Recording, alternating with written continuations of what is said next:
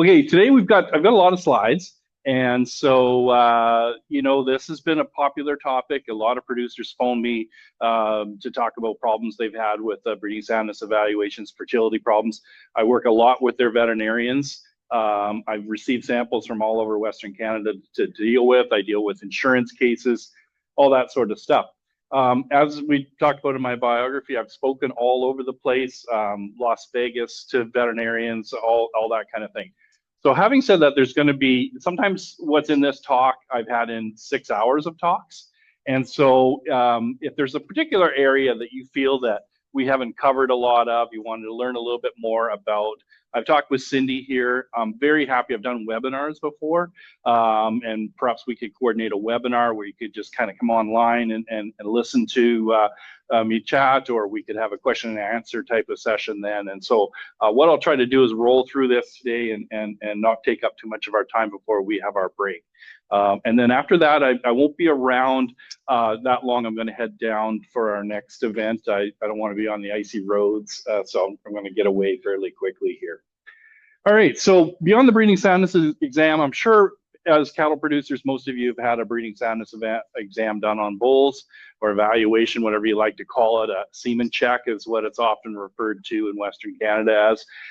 Very, very commonly done. One of the problems that we have with it is that lots of times there's more to it.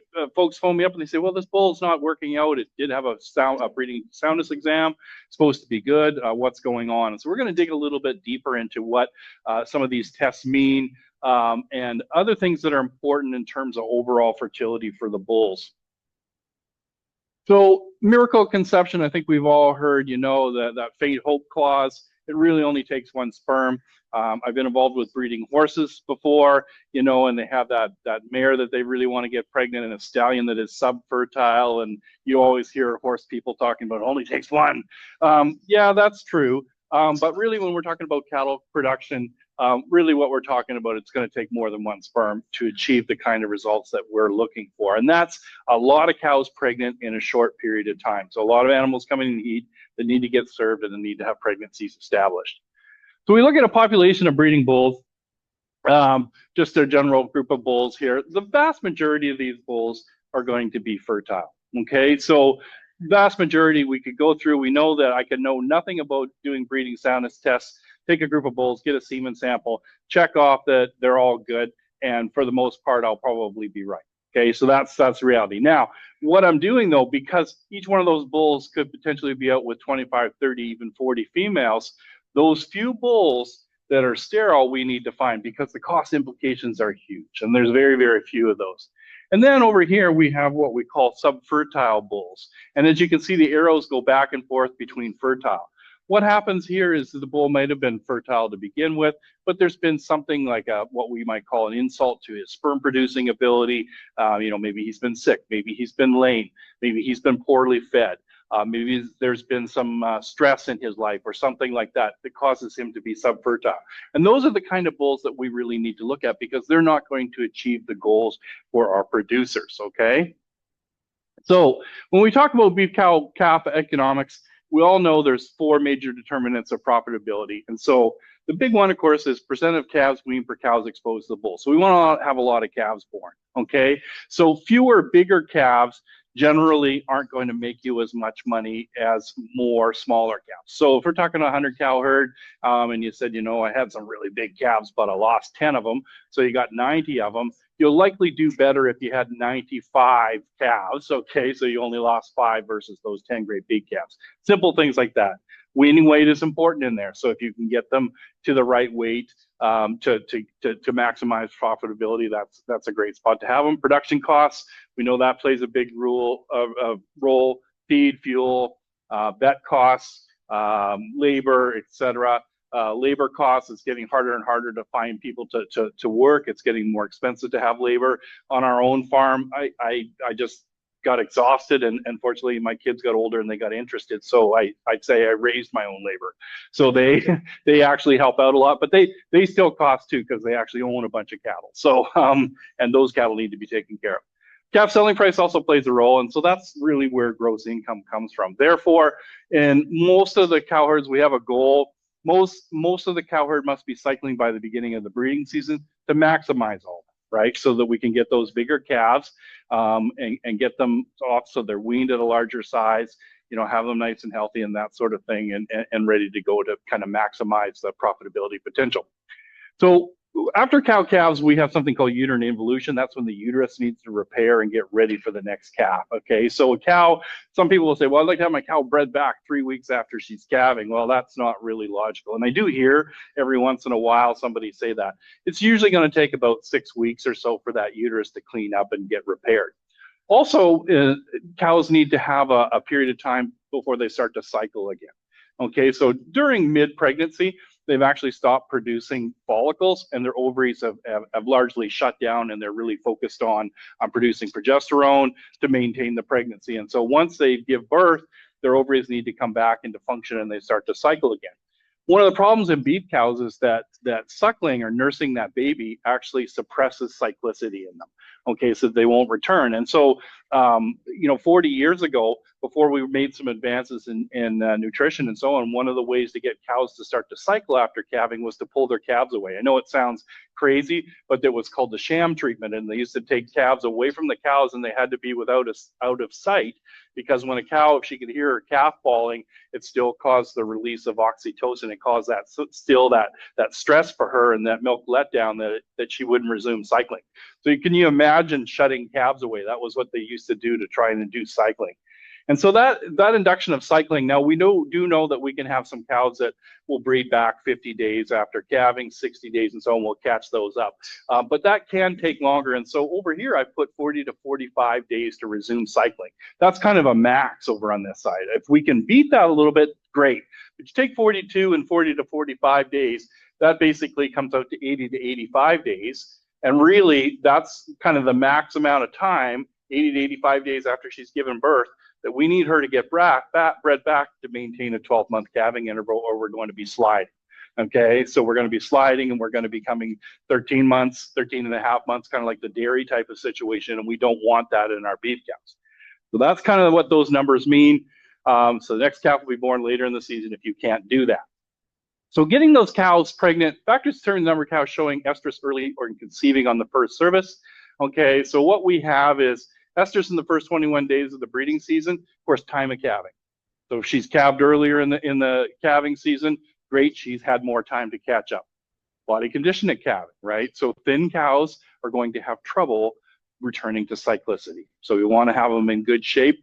We want to usually have them in good shape when you're at preg checking time, because it takes a while to put body condition on them during the feeding period. It's a less efficient way to do it.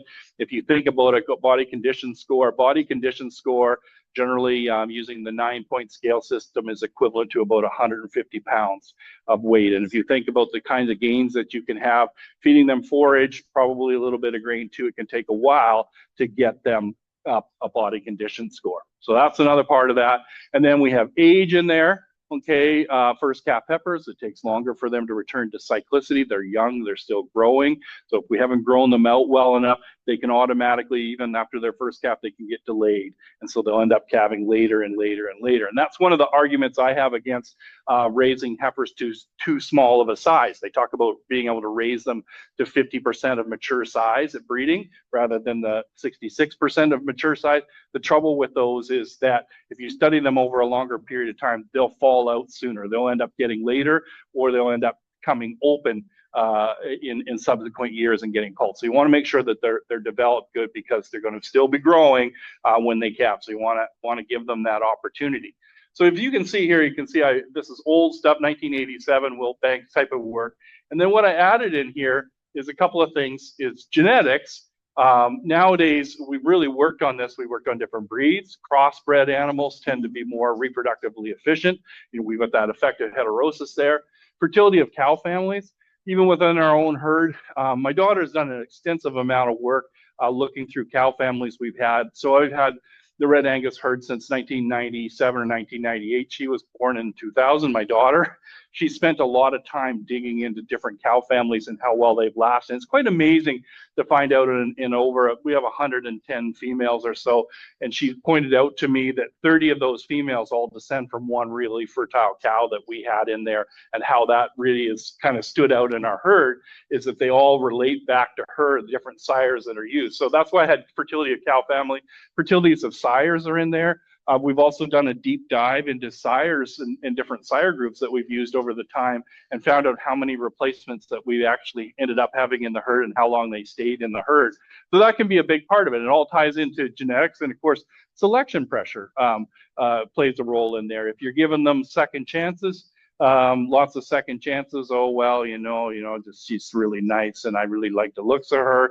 And that's why it's nice to have red Angus or black Angus or something solid. You don't have those pretty color patterns that, when you look from half a mile away and you see that pretty cow, they all look pretty much the same when they're out there, right? The only way I know, I hardly do anything but drive a tractor and feed them. I have to see a tag now to be able to tell which ones they are. And then, of course, post-calving nutrition. We've learned a lot over the last number of years about how well to feed them and the type of forages to have available, quality of forages and things like that. And we do a lot better job of paying attention to that. And of course, I've mentioned the body condition score. We have improved understanding of that. So factors determine the number of cows conceiving at the first service. So again, we've got that timing of calving. So I've got the involution in there. Generally, what we like to see is more than one heat before the breeding season occurs. And you'll notice if you're really kind of pushing your cows and you're not, you're having a tough year with feed and things like that, you may not see them cycling before. They'll have maybe a silent heat, as we say, so they've actually ovulated, and you've never seen them in heat. Or they don't express estrus very well if they haven't been cycling. Bulls can pick them out, but if you're doing any kind of AI work, you're not going to see it. So we want to, if we can feed them better, and we can have more heats, then cows that have had regular cycles before the cycle they get bred on have greater chances of getting pregnancy. The nutrition, have that here. Macro and micro minerals need to be met. And then I've talked about genetics already. And then, of course, the big one we're going to dive into is bull fertility. So we'll move on to bulls here. And so we're going to talk about the importance of bull fertility. So we have some beef cattle goals. We've already talked about the year calving interval, 365-day calving interval is our goal. We want to have a majority of cows bred during the first 2 heat cycles. So therefore, that translates, we give them a little bit extra time, so 60-day or 2-month pregnancy rate of greater than 95%, and first 20-day pregnancy rate of about 2/3 of them getting pregnant in the first cycle. So that's really our goals. Okay, so that equates to a short breeding season. And advantages of short breeding seasons, they translate to short calving periods. And, my enthusiasm for calving periods is not what it used to be.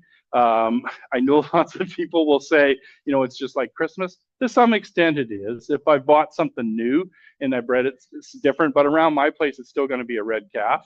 And so fortunately, the daughter is enthusiastic. We've got calving cameras. She is 25, so she likes to do all the night checks, and I'm happy to sleep. So, there you go. So short calving, getting this done, and I'm always relieved when it's done. It's so much happier. Uniform calves at weaning, I like it. I don't like tail end calves. They just end up being a problem for us managing. We wean and then sell, or we wean and then we develop heifers. Some of them go as commercial heifers. Some of them are going as replacement heifers, and we raise bulls too. Little oddballs. Yeah, everybody thinks that, they're money and stuff. They just become a management issue for us.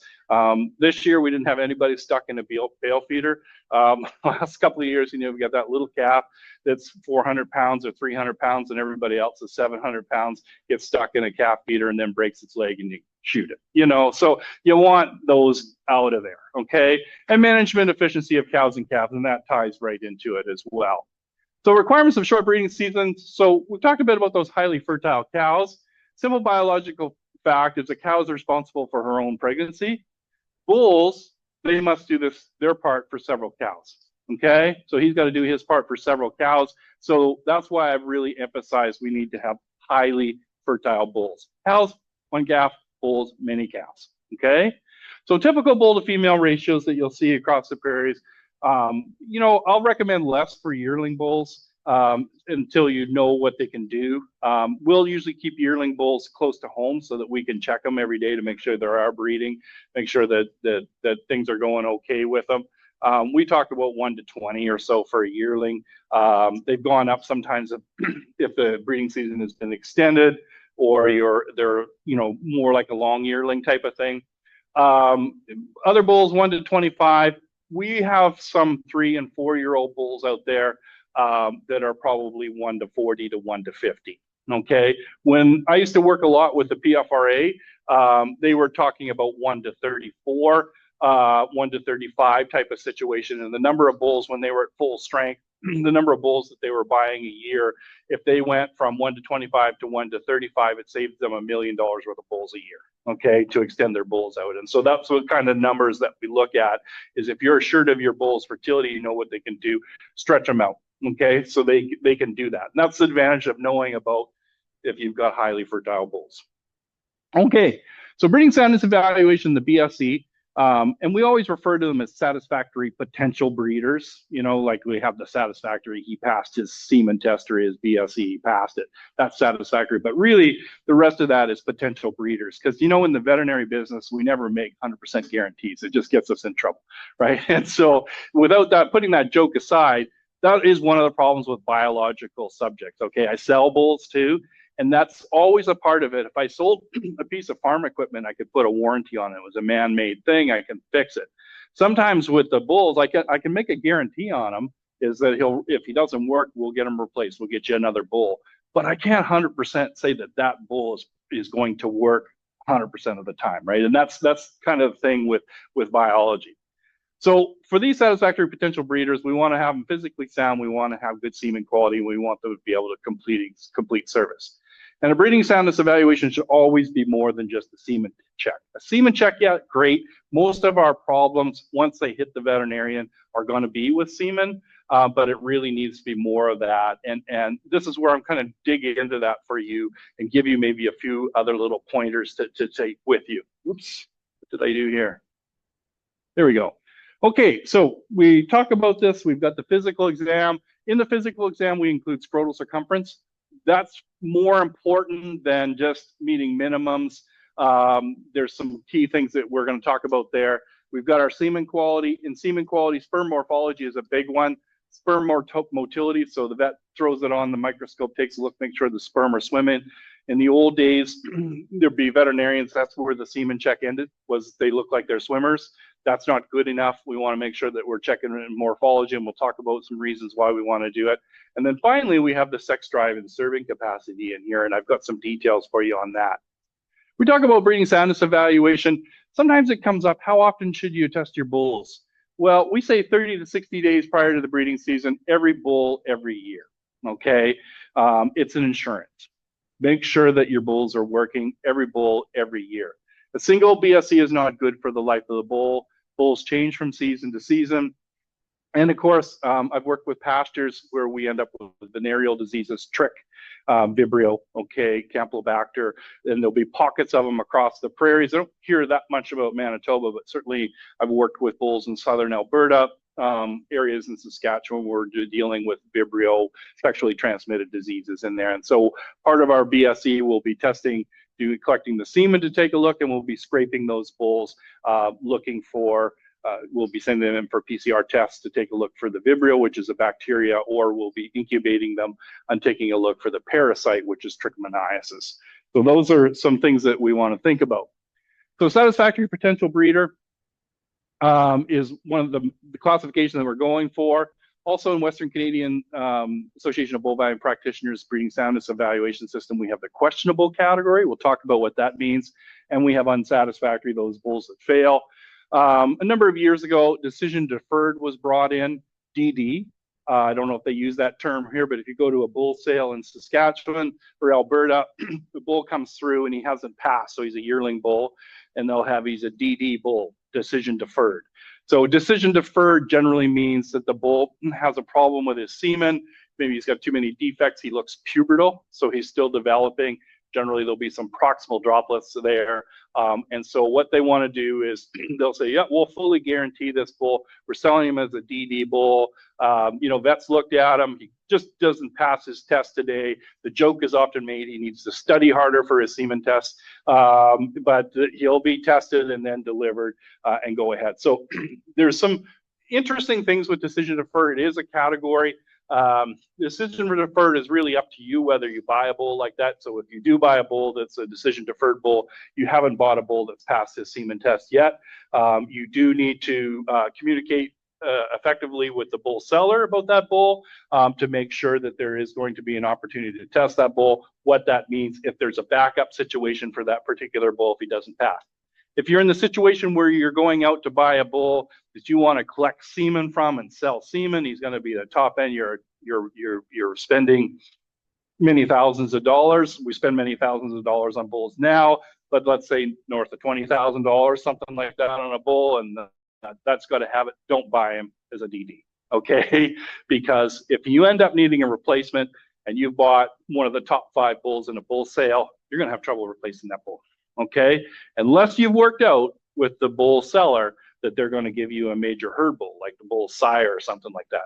And that's where I run into sometimes some disputes or some misunderstandings of that particular situation. So I'm being very blunt with you and telling you about that. Okay, so fertile bulls are satisfactory potential breeders. That's their classification. They're expected to be highly fertile, and the full potential of fertility can be achieved in a cow herd without any fertility reduction due to the bull. So what we're expecting them to do is to breed at least 20, they're yearlings, 25 if they're 2-year-olds or 30 bulls in that timely fashion and be able to get them pregnant. And that's where sometimes we run into some arguments is, well, I bought a bull and he bred my cows, and I put him out with 25 cows. Well, he bred 5, and then the next month he bred 10, and then that's 15, and then and they were strung out. And that's not good, okay? That's not what you're expecting. That's not what is expected of a satisfactory potential breeder. And so if somebody argues with you and goes, well, you got some cows pregnant, you didn't get the kind of cows pregnant that you paid for. You didn't get what you asked for in that bull or what you expected. Okay, so in terms of scrotal circumference, they have reached the minimum. They have greater than 70% morphologically normal sperm, and they have greater than 60% progressive motility. And so that's on the vet form. Definitions of fertility. So we have sterile. So sterile is something I'm very, very careful with using. So that means permanent. So generally that's a heritable defect. Stump tail might be one. I had a Charolais herd that occurred in. They sold a bull and he had stump tail defect. Another veterinarian had looked at it and missed it.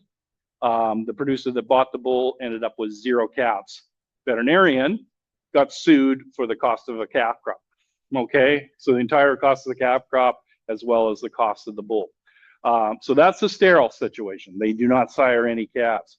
Most of the bulls that we deal with are infertile. That's a temporary situation.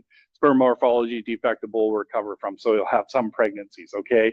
Where I run into lots of these is, they had some open cows. And oftentimes when I get a phone call, got some open cows, I'm working with a producer on some open cows, is we look at the cow side.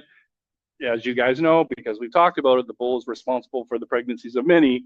It's not very long before the bull or bulls are come into question as to what's going on. It may not necessarily be a fertility issue. It could also be a sexually transmitted disease that can play a role in that. Keep my microphone close. Okay, subfertile, depressed or lowered than expected ability to reproduce. So those are the ones that are kind of stretched out. And so young bulls have a number of proximal droplets. Okay, so those are the pubertal type bulls or other sperm defects that are classified as decision deferred. So they would have fertile results. Where these ones come up, sometimes somebody wants to freeze semen on them, not ready to go.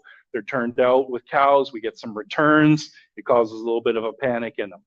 An own bull, so the other one is the questionable classification. We'll often use that for an own bull that is really old.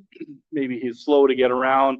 The other one is the person owns the bull already and he's kind of thin or whatever. He doesn't meet the scrotal circumference for his breeding age.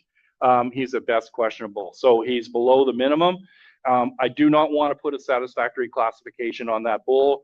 And the producer goes, well, can he sire any calves? Yep. a bull with too small a scrotal circumference, he can still sire calves. He just will not sire at the level that we want him to.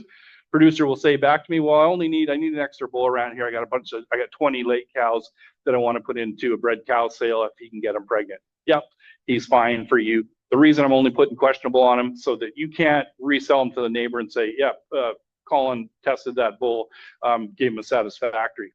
Okay, so I don't want to put my name on it as a satisfactory bull. So that's where the questionable plays a role. Okay, so when we talk about mature breeding bull populations, as I said, most of the bulls are going to be satisfactory breeders. This is what we see by and large. So I'll get called out, Hutterites or some of our bigger herds right now, 40, 50 bulls. And if they've been managing them well, testing them every year, what do we expect to have for bulls that are taken out? Generally about 5% or so a year, unsatisfactory breeders. Things happen to those bulls, changes, injuries. It's always interesting when I take out a bull, the guy goes, I really wasn't happy with his performance. He maybe was the one Simmental in a field with 2 or 3 Angus bulls or something like that, as an example. And it doesn't look like he sired as many calves as he should. All those kind of things will start to show up. So that's what we typically expect to see. It can vary rapidly due to management issues. Once I worked with a community pasture, and we'd have 20% bulls taken out every year. And we looked at bull management, and so they were put out. I always joke they were put out in a coulee with a stream at the end and a salt block and bales rolled down the hill. Okay, so no minerals out in the open in the wind, not much fit.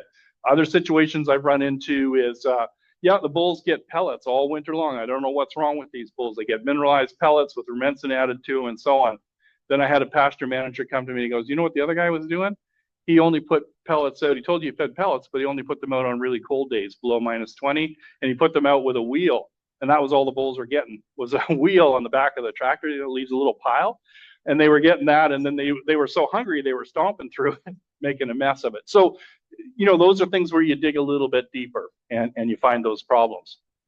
Okay, the other scenario I have is immature breeding bull population. And so this can be all over the place, depending on the herd type of situation. So you can see over here, 80% satisfactory, few decision deferred, some unsatisfactory bulls here. Generally, I think I've picked 5% in those 2%. So it really, really varies. Herd, breed, season, genetics, feeding. I've had situations, especially when I first graduated, it was really tough where I've had gone into some smaller herds. Maybe they produce 10 bulls to sell to a year and they would have them, I think of an example, Regina bull sale or something like that, and 8 of them would fail. And it was really tough because then I was young. So then the word went out, well, that young vet doesn't know anything. I took him to another vet. He passed them all. And I think, we've been around enough. We've heard those kind of stories. Those happen. So, and that is getting less and less common nowadays that we run into those scenarios. But what I've tried to do over the years, now that I got a lot more gray hair, is I try to work with those particular herds to try to make some improvements so they have more success with their bulls. And if they're willing to work together, we're often able to find some solutions. Other things that I think you should consider is the percentage of bulls with satisfactory semen quality based on the time of the year. And this was done with some 2-year-old bulls. This time of the year, we'll have a higher fail rate. Again, that's temporary infertility. It's things that are involved, probably nutrition, season. I've got a pen of bulls where, it was nice to kind of stop feeding them to get them in. We really should start rolling on them. Like my daughter will start doing this fairly soon. They are getting some trace minerals and stuff like that. We probably should start. It's been cold. Their condition isn't really where I want to see it. They need to have some extra feed being put in, type of thing. And so the other parts is the season. The day length is getting longer, but we got past our shortest day. It's cold and that kind of stuff. So we have a much higher fail rate. And so these bull sales, there's one coming up. There's Quantox coming up fairly soon that sells an aged bull, mature bull type of thing. And they'll be coming up early February here. And so they'll be trying to get a lot of bulls tested in January. And it's always a harder time to get your bulls passing. Now we get down in here, as you can see, the vast majority of bulls. And so if you come to see me in late June or mid-June, and you have a bull that you've otherwise taken care of, and he doesn't pass his breeding soundness evaluation, generally speaking, there's not enough time for him to recover. to put him out for that particular breeding season.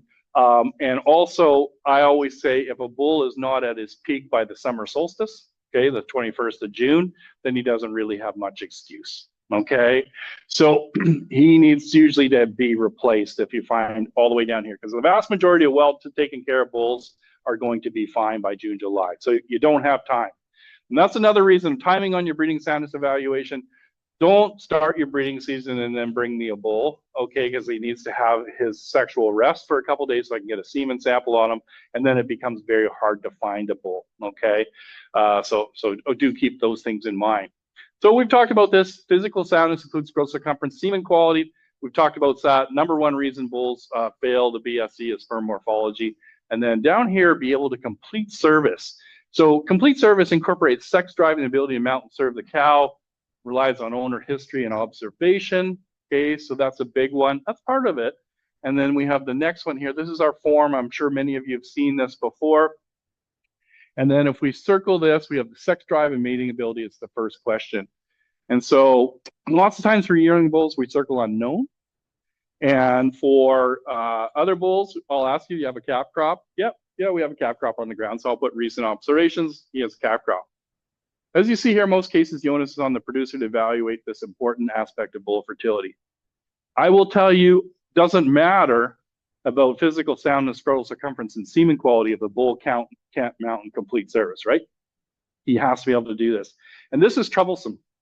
I will share with you, I had a Hutterite phone me from Alberta a couple of years ago, and he was really upset because he said, I got a bull here that won't breed cows, and he's got a satisfactory evaluation. And he didn't understand. I said, well, up here, and he goes, well, that's stupid. He said that you get this check off here because I expected to buy a bull to breed cows. You know, and he makes a really good point. You want him to be able to mount and complete service. And I try to stress that to people, make sure he's working. Most of the time now, other purebred breeders that I encounter will tell people, make sure your bulls are working. If they aren't working, let us know. Don't leave it to the end of the summer. I had one where people dumped out a bull.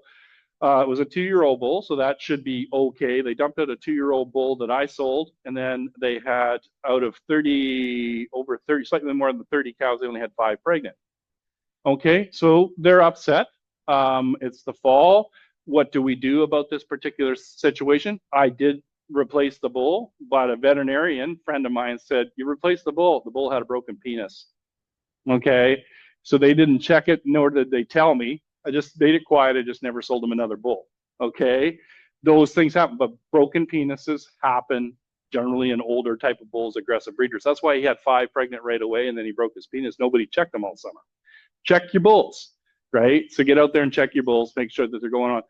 In this particular picture, this is an intact bull calf. I always like them in fields with other bulls. I always say they keep the mature bulls honest because they'll be around the cows too and learning and jumping and checking and that kind of stuff. So that leads me to service capacity. Number of services, matings completed in a given time period, probably not been talked about, but I used to end up with lots of the insurance type of cases. Well, the complaint is he's not serving cows. Will you check him out? And so what we're doing is we're assessing sex drive, physical ability to serve, dominance behavior. You can do all this kind of stuff at home with your bulls, see how they're doing. The reason I'm doing is setting up particular tests is because it's an insurance case, right? And so these are the bulls that have been insured. I always call it the full meal deal, but 15% of the bull's value for fertility is the insurance company has asked me to check it, so we'll set up cows. Okay, 10 to 20% of bulls have a low sex drive or some physical impediment to breeding. Always keep that in mind. There are bulls out there that are not interested in being good breeders. Semen quality and testicle size have no bearing on their libido. So bulls with little testicles, sometimes they make great teasers. We have, I've used them, we'll do a penile tieback and a vasectomy on those bulls. That's what we use for teasers for AI. I happen to get a Charolais one from one of my friends. He stands out in a red Angus herd, and that's our teaser, and we put a collar on him. It's the moo call system for the heat checking, and it sends us a text when the heifer's in heat or the cow's in heat, and it sends us a text, and then we can go out and get them bred. Okay, so the service capacity test, we've shortened it down to 20 minutes. These are completed services. A highly fertile bull, okay, a high serving capacity score is greater than 4 complete services in 20-minute period. And I've had bulls that just pull them off like he's completed it. He's doing really well. So successful mating, that's mounting, penile, intromission. So he's put it where it's supposed to go, and he's had an ejaculatory thrust. Okay, so this is serving capacity test set up. Considered to be reliable in mature bulls, not reliable in yearling bulls. That's probably the other reason we don't do it very much, because in yearling bulls, that's where most of our bulls are sold as yearlings. I can't test them. I can't test them for you because they have to learn. That's why it's important for you to watch them in the field.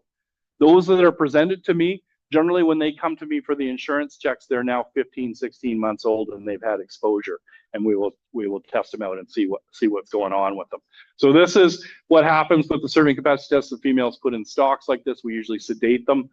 You can see, if you think about it, so you restrain the cow, bulls will mount animals, they'll test them, and they usually wait to see if they stand. But generally, for the optics on this, for the general public type of thing, this doesn't look very good. Let's just put it that way, right? So that's the other reason why we try to be kind of cautious with this setup. Other things that you see here is you've got more than one bull in here. It's good. Sometimes when I'm doing a serving capacity test and I've got a bull that shows not great libido, I'll put a smaller bull in there, because size means something to the bulls, big, because they want to show their big size. When they're doing the dominant, they turn sideways and turn their head into it. I'll put a smaller bull in there and let him breed the cow and make the other guy watch. It usually gets them really worked up. Okay, so that's why we do it, is social dominant stuff. I'm not trying to be vulgar here, but that's what, whoops. And here is moving along, changing the subject a little bit. This is one of these, this is a Simmental bull. This bull was raised in Ontario. This is a check I did a while ago. So he was raised in Ontario, and the guy never could see him mount and breed. So this is my first test on him. He couldn't get him replaced. He was a $15,000 bull, and he couldn't get him replaced. The breeder told the breeder in Ontario, told the breeder in Saskatchewan. He goes, "I've never had this happen before." Yeah, okay. This bull's number on him was 4M. Okay, so what do you got? 5 cows, right? Like, so just be realistic is the kind of things that I'm seeing here. I'm trying not to be sarcastic, but really these things happen. My theory on some of these bulls that end up being low libido bulls is that bulls learn as calves. They learn their social behavior, and bulls need to ride other calves when they play. If you watch calves when you're moving them around and you watch them in the field, they play and they ride each other. And yearling bulls ride each other in the pen. They ride each other all the time, and they need to have that. And I have this theory that bulls that are raised not well with other bulls or other cattle as much, they don't develop perhaps the same brain functions that they should have. So here he is. This is the best that this particular bull could do. He'd jump up there and his penis would come out, but it was a long way from, making contact. Okay, so we tested him a while later, and he did much better. Here's a particular situation here where you find these low libido bulls.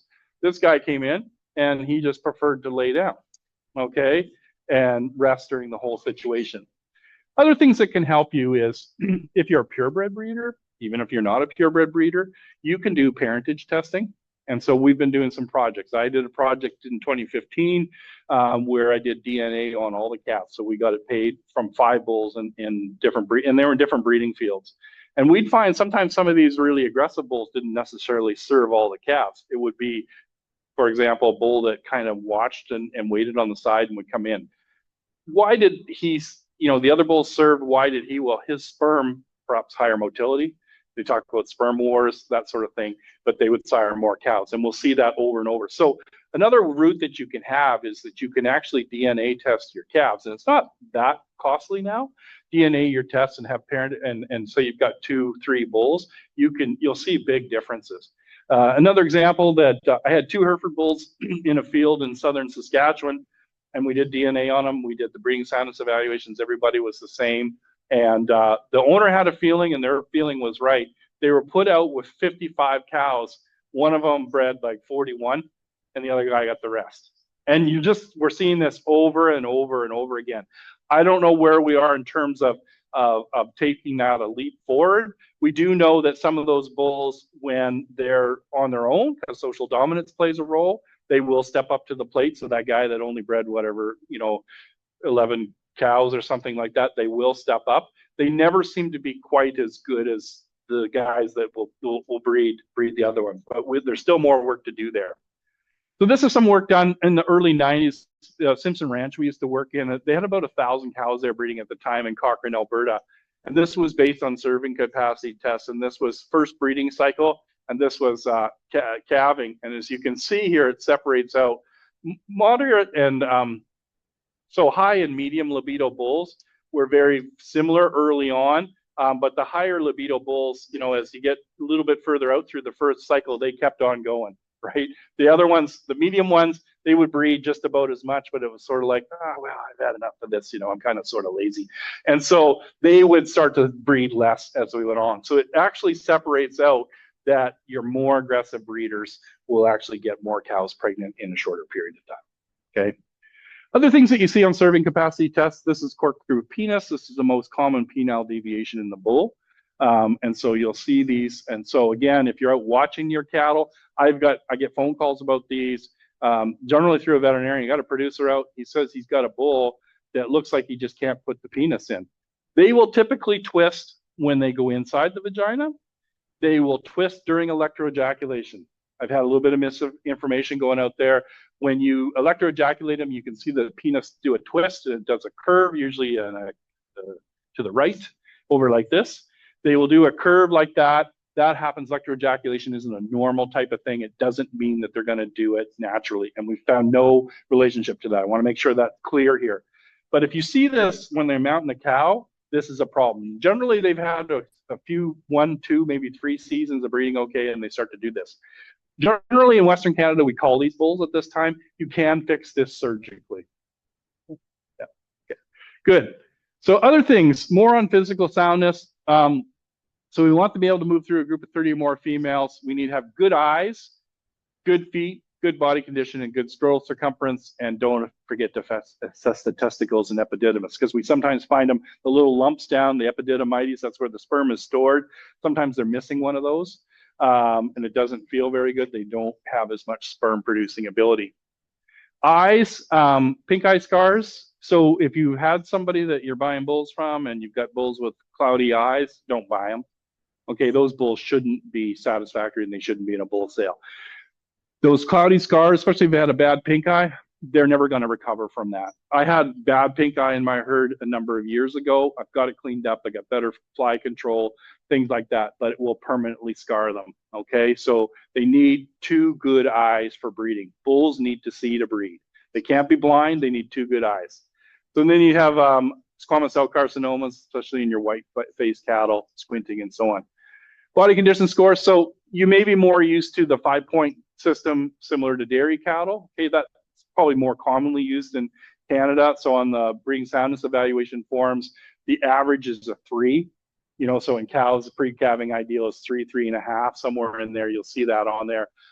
More commonly, in the Angus are using this now, and Americans is the 1 to 9 scoring system.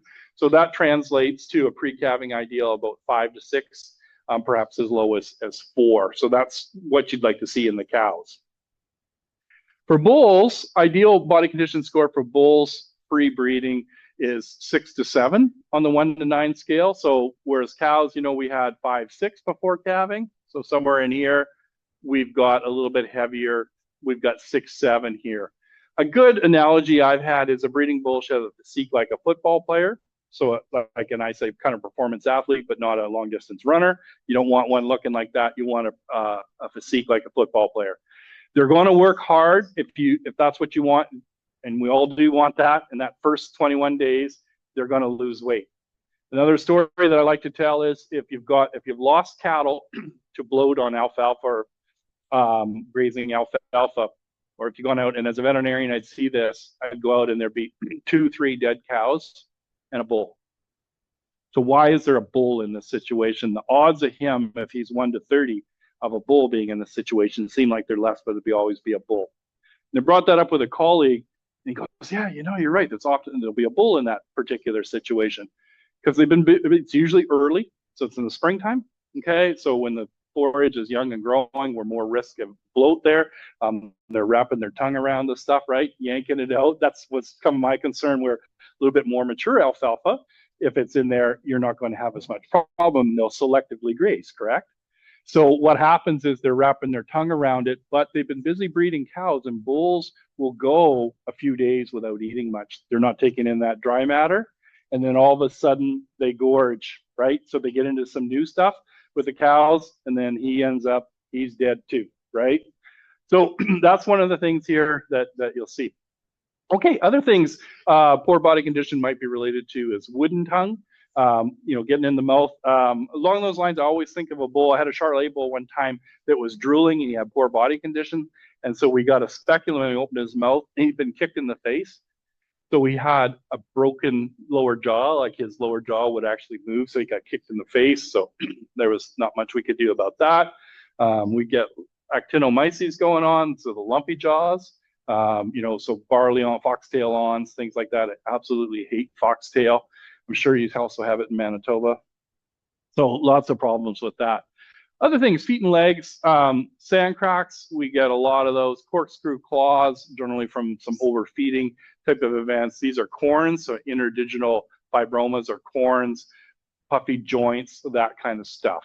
Okay, so this is actual bulls I took at a pasture one time.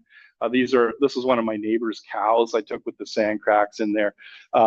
Selecting better selection for foot quality, better micromineral programs, better feeding programs can help with that.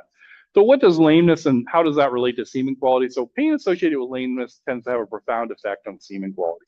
Okay, so this is kind of a study of bulls. So feet and leg and arm abnormalities that did not cause lameness are not significantly affected with semen quality. So if you've got corkscrew claws, you might go, well, doc, is his semen good? Yeah, his semen's good.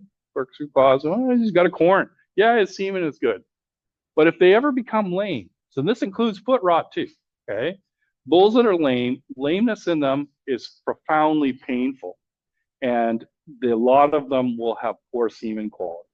So without spending a lot of time on that, you can see that.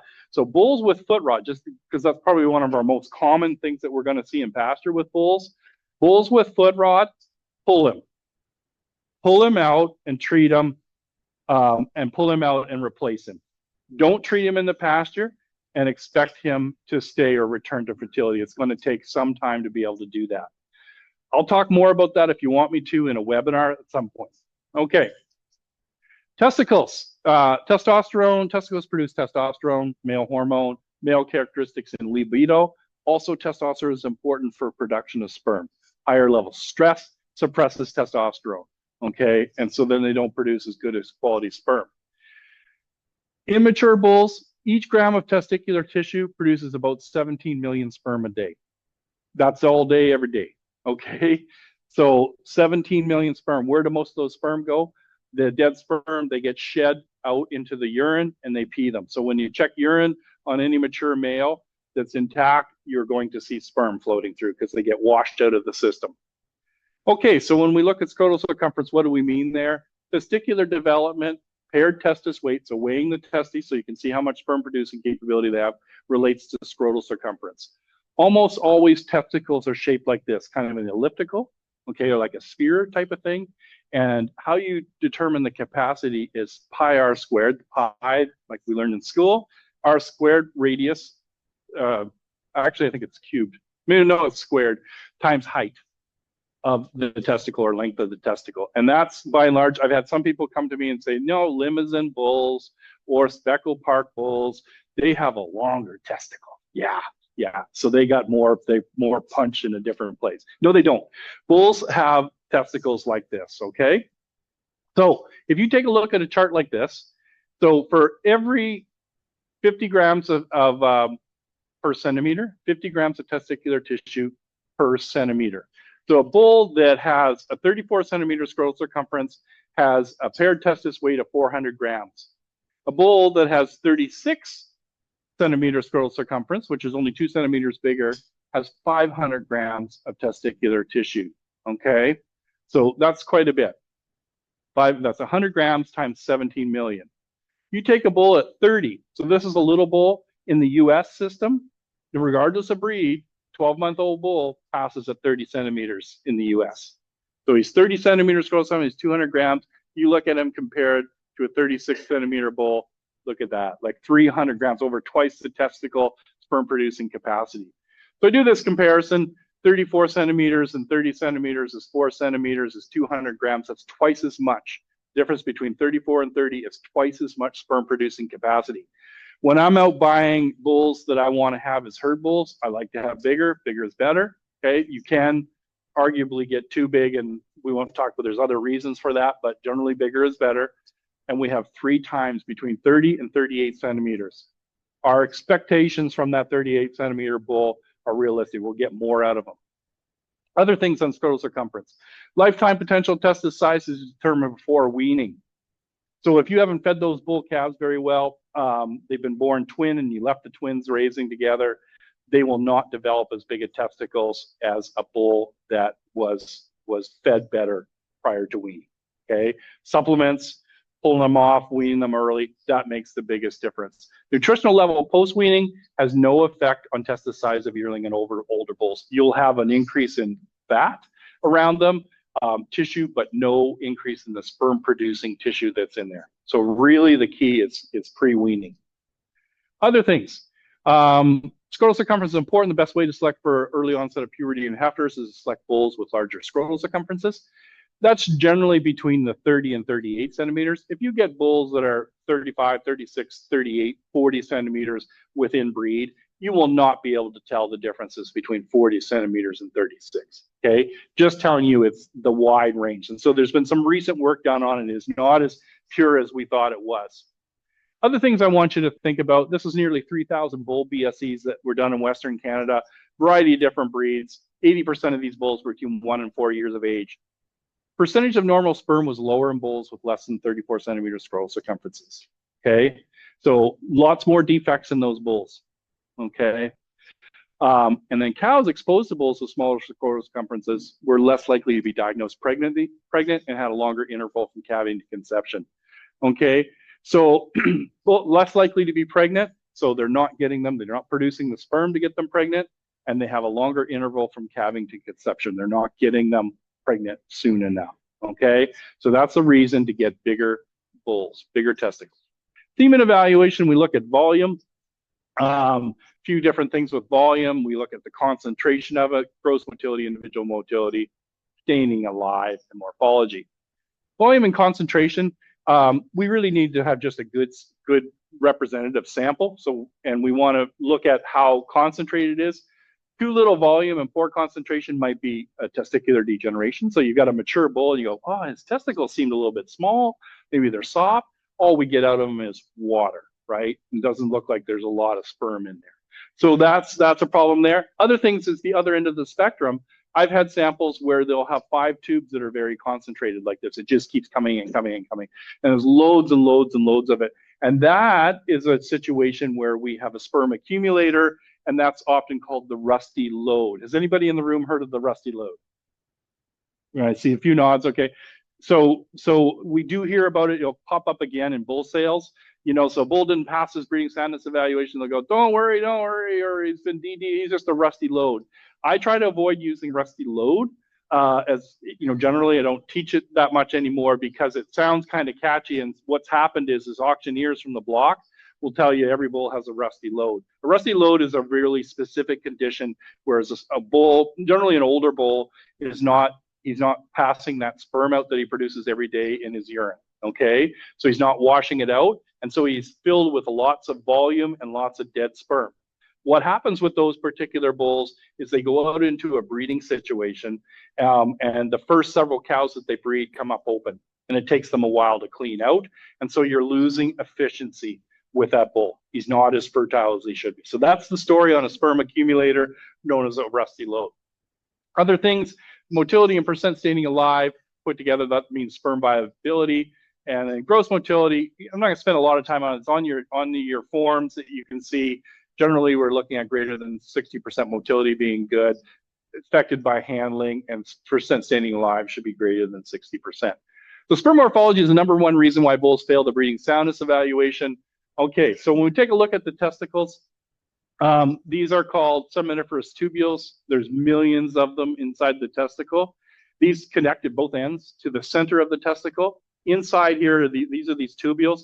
There's sperm being produced, and sperm take about 60 days in the bull to be made from start to finish, from this tiny little round cell to a cell that's able to swim.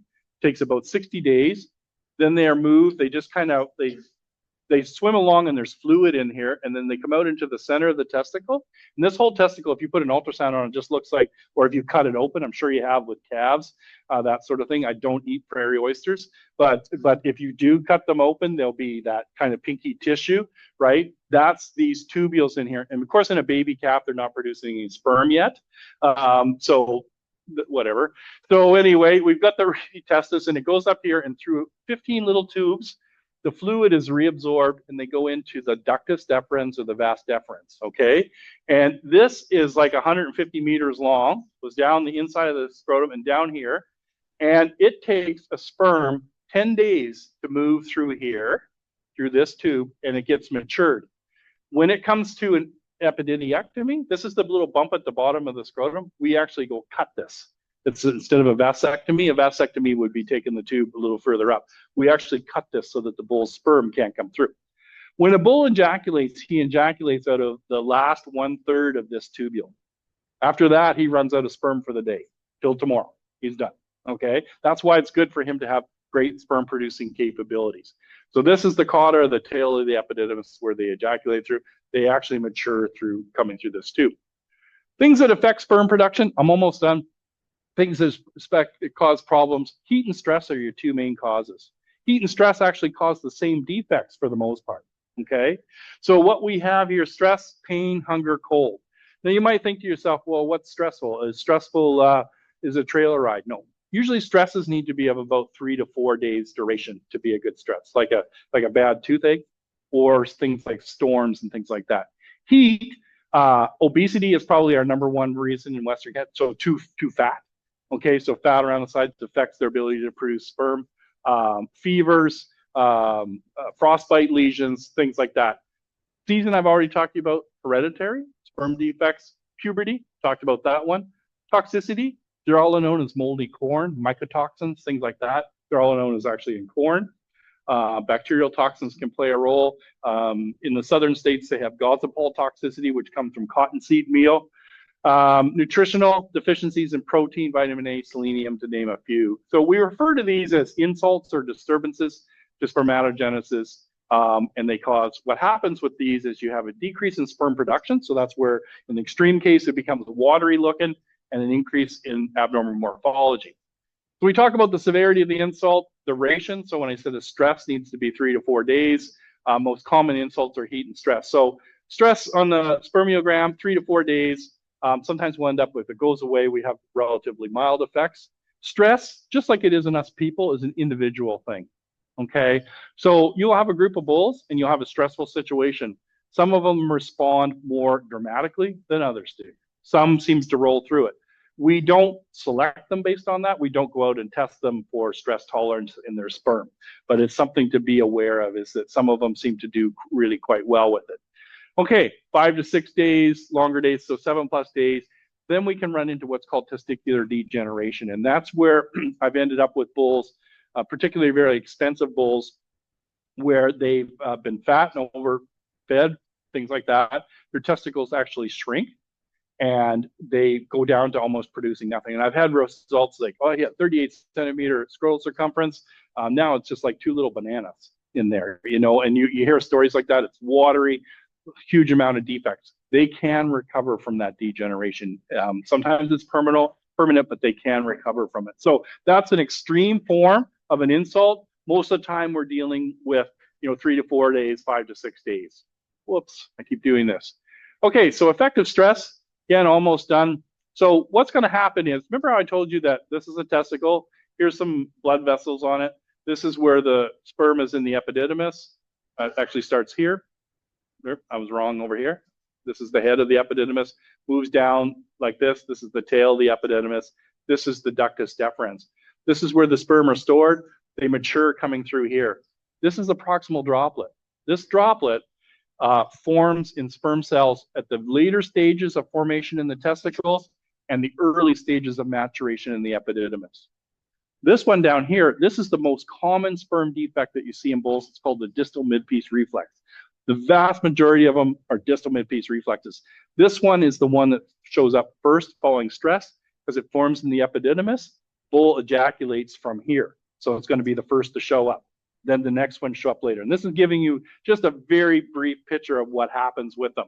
So if you had a stressful situation and it's causing a disturbance, first one that shows up is distal mid-piece reflex. Stress continues, we're going to have some proximal droplets because they form a little later. It takes them a while to come through the system. I love this particular story. This was determined in the 1980s by my predecessors that I did my graduate work with. Late April, May snowstorms are really popular in Western Canada. I'm sure that you get them here. Not popular, sorry, they're unpopular, but they happen commonly, okay? So any severe change in weather, we discovered at least 4 days duration will have some sort of effect. So here's the example. This was in the 1980s of a late April, May storm, you know, no visibility.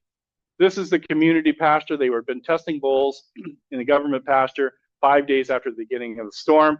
You can see the old station wagon here and the old Ford tractor that they had at the time. But notice the snowbanks, like everything's melted that wasn't, like they cleaned up the corrals here so they could resume, but there's still a huge snowbank in here. So then they start looking at the bulls and we have these distal mid-piece reflexes. That's what they look like. Just in this particular example, as I say, wall to wall, some detached heads, lots of dead sperm. See, the ones that stain pinker are dead. Distal mid-piece reflexes everywhere.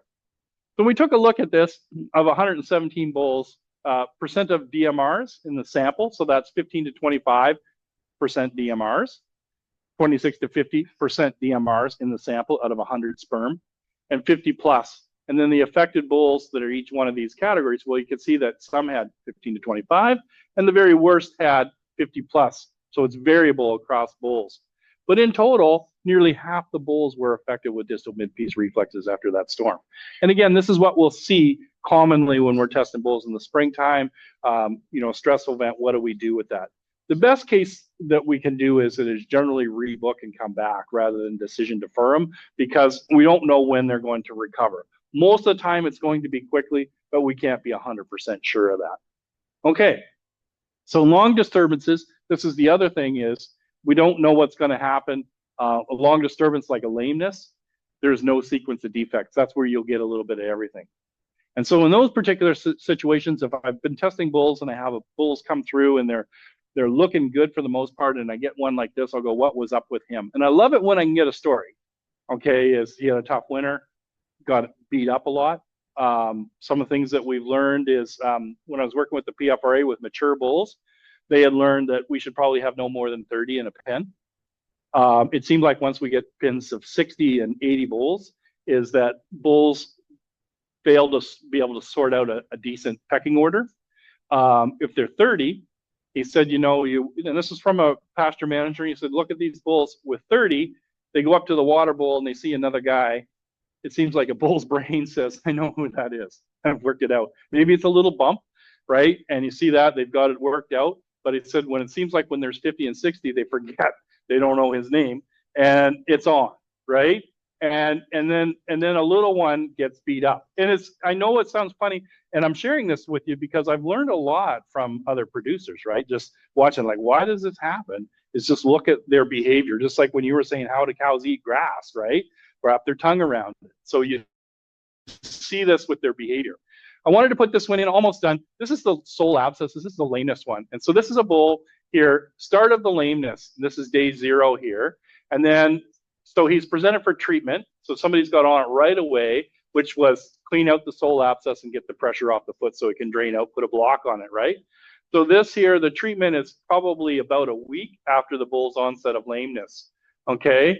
So this is percent normal sperm. So right away he's tested, start of lameness, and he drops even by the time before he's treated. So he's been treated, and so he's going to get better, right? And he does. This is where recovery occurs over here. Okay, this is recovery in sperm, sorry. He's going to get better. But this is what his sperm looks like, how it continues on. Why is that it takes so long? So this is all the way over to almost 2 months before he gets up to normal capacity. Well, this was because of the magnitude of it, and also, remember I told you it takes 2 months to form a sperm? If the stress is painful and enough duration, little as a week here, it's enough to set that bull back quite substantially, and it took him 2 months to recover. And I like to use that one again to stress to you, sorry, where did I go here? Stress to you why you should pull bulls that are lame and look for a replacement, okay? And if you want, get them checked again before you put them out. Okay, how do I do for time?